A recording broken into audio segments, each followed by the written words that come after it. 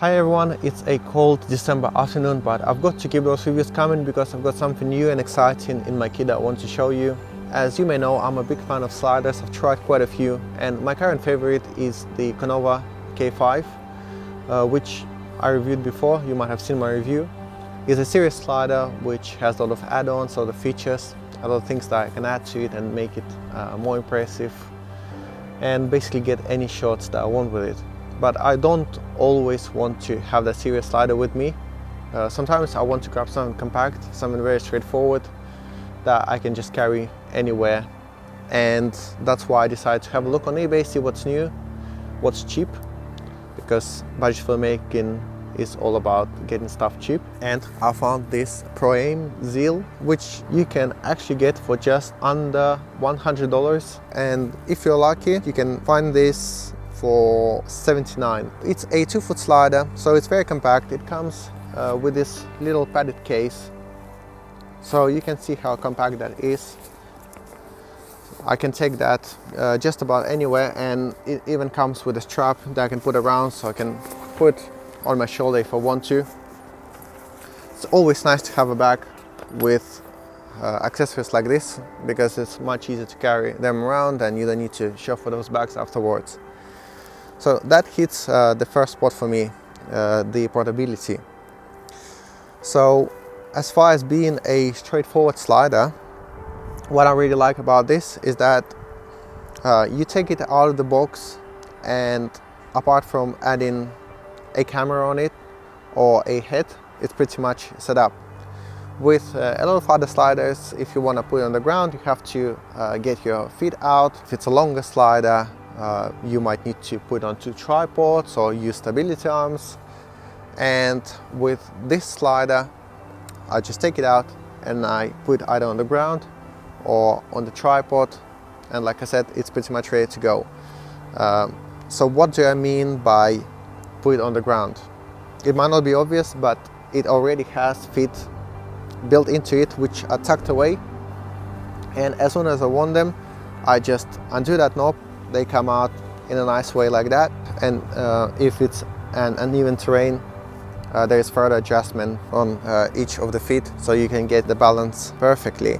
And a good way to figure out if the level is good is to look at the bottom ball, which is on top of the carriage. Always nice to have this in as many places as you can. So if you're using it on the ground, that's definitely helpful.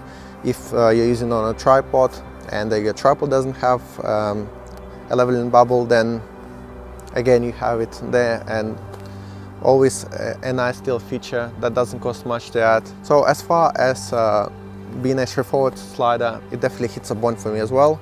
So one of the more important features of the slider is of course the actual carriage.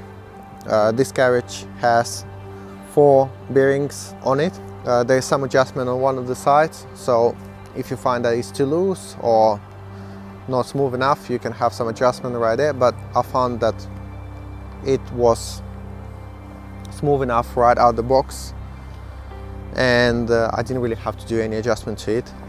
There is also a stop on the front, which you can tighten fully if you want to stop it, or if you just tighten a little bit or undo it a little bit from a stop position, then it works a bit like dampening.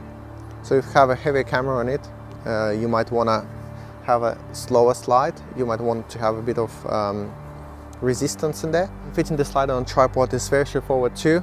There are 4 threads in the middle, 2 going across, 2 going along. If you're using a tripod plate, you can decide which way you want to go. And there are also 2 threads on each side, so you can put it on 2 tripods if you want to, or you can use stability arms. But in all fairness, this slider doesn't really need 2 tripods or stability arms. You're not going to get any flex out of this slider because it is a super solid piece of metal. I just can't imagine this flexing at all. So with all these features in mind, I think the slider can definitely be considered as good value for money, which ticks another box for me. And this is pretty much all I need to say about the slider. If it was a $300-400 slider, then I could try to be more critical about it, see if I can find anything bad about it. But for under $100, I think what it offers already is quite amazing.